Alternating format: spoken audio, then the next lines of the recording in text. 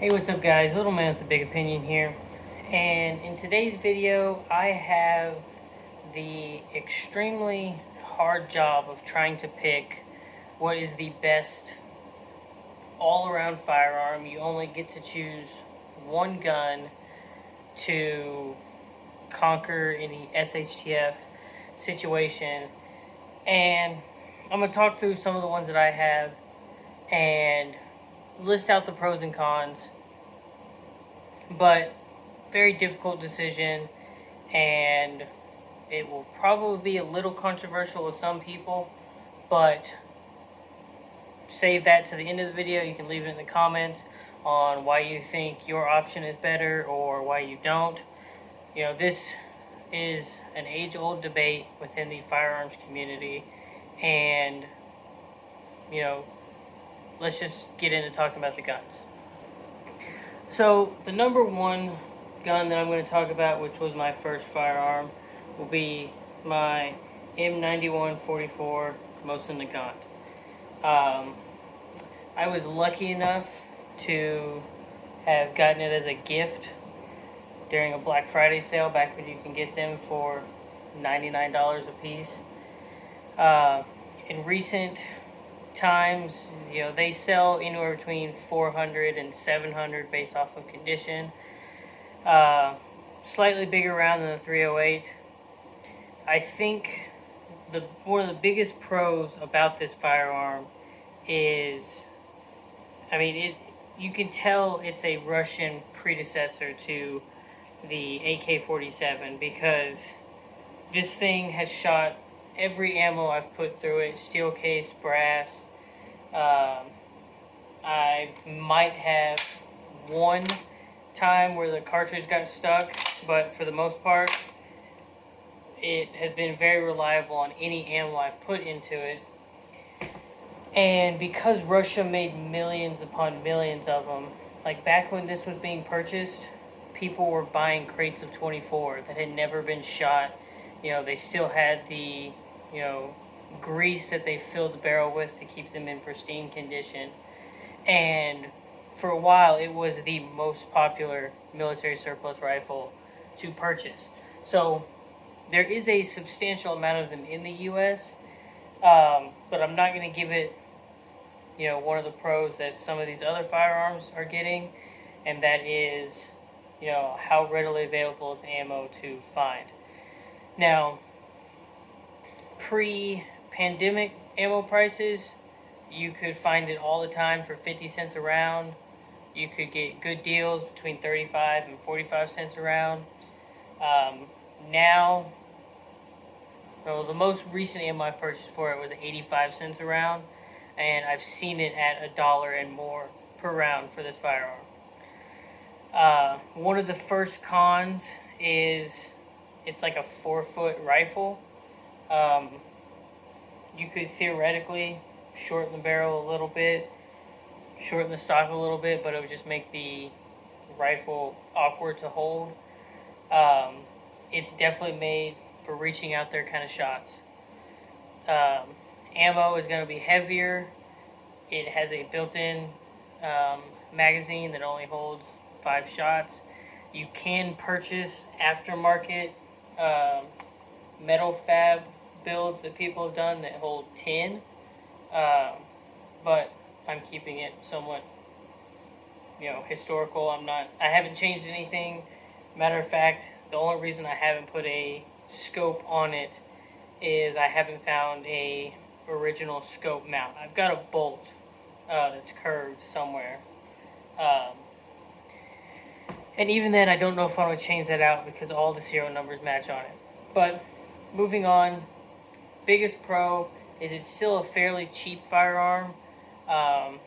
They're somewhat popular, so the ammo is medium priced, I would say.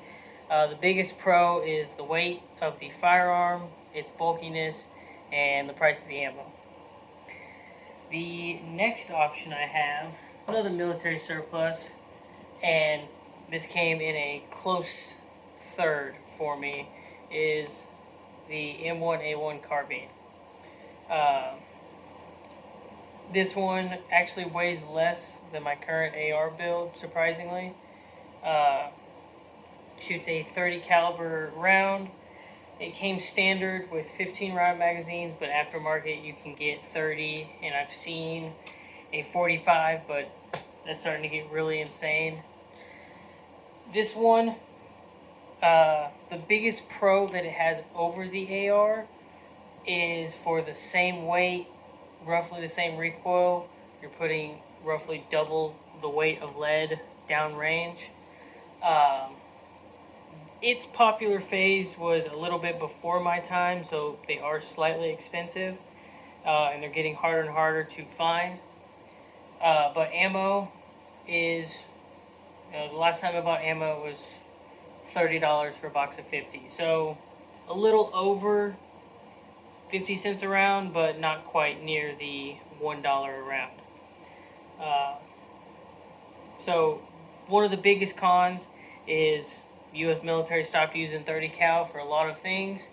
And so this isn't what, the civilian market is trying to mimic. Right now the civilian market is mimicking, AR platform builds to get them comparable to an M4. Now, the Army has said that they're going to pick a 6.5 millimeter round. So in the future, the 223, 5.56 round will probably be slowly phased out, and it'll get put on the back burner like this.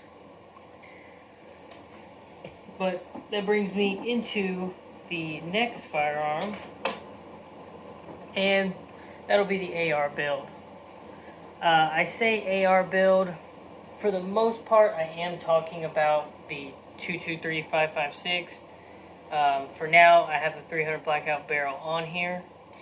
I say mostly because there are 2 or 3 different round types that will fit on the lower of your AR, and 300 blackout's one of them. 224 Valkyrie's another, and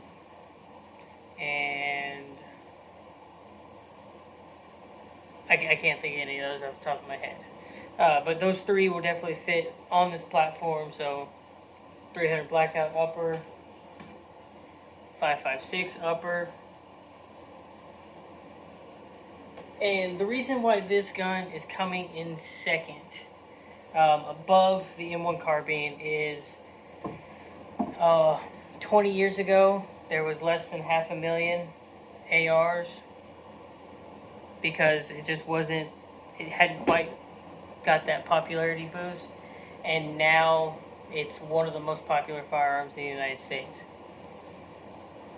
The ammo, our military is still currently using it, so manufacturers are making a ton of it, barring pandemics and people panic buy it, and we've got a lot of unrest that convinces more people to go buy guns. They buy ammo as well, but in a normal cycle, ammo is fairly readily available for it. The magazines are cheap. The firearms are relatively cheap to get into it. Now, you can make one part be the entire price of a whole base level gun, but relatively cheap to get into it. That's a big pro of buying an AR, is you could get a complete mil spec, you've got plastic parts, and you can theoretically purchase it for under $500 with some deals.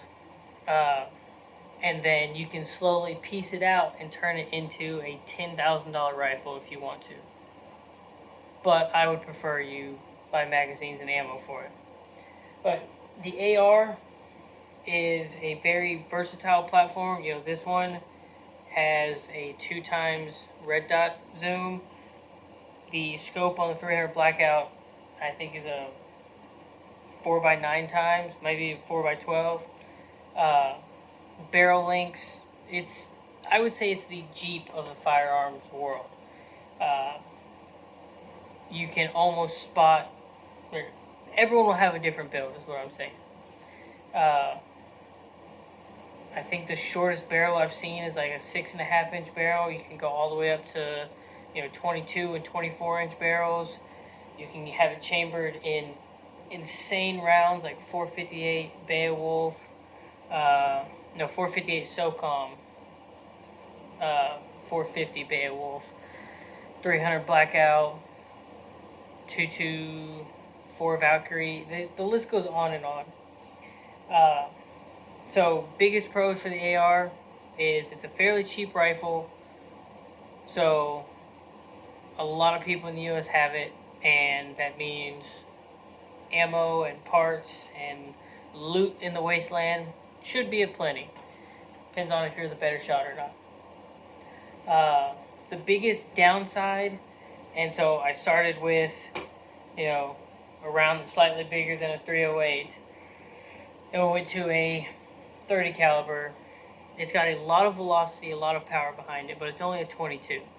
Our military has deemed it more effective to put more rounds downrange, accurately, faster, and we're wounding people, we're not blowing off limbs. So it is a weaker round. Like I was saying, the standard 30 caliber cartridge is exactly double the weight of that round. Which, going into my last firearm, the round's the same, 22 caliber. It doesn't have anywhere near the powder behind it, and the weight, I caught it. It wanted to slide down the floor. But the weight of the round is substantially lower. But number one spot is the 22. This is my Ruger 1022. First firearm I legally purchased on my birthday at 18. And she's seen 5,000 or 6,000 rounds go through it. So extremely reliable. The 22 has been a staple of training young people, getting them into firearms. If you own firearms today and you shoot regularly or you're prepping or whatever, this was most likely one of the first things you were taught to use, unless it was a shotgun. Probably typically a single shot 410. But the 22 by far has the cheapest ammo out there. You can store insane amounts of it, barring COVID. The cheapest price I've seen at Academy right now, or not Academy, Cabela's, is $5.69 for a box of 50.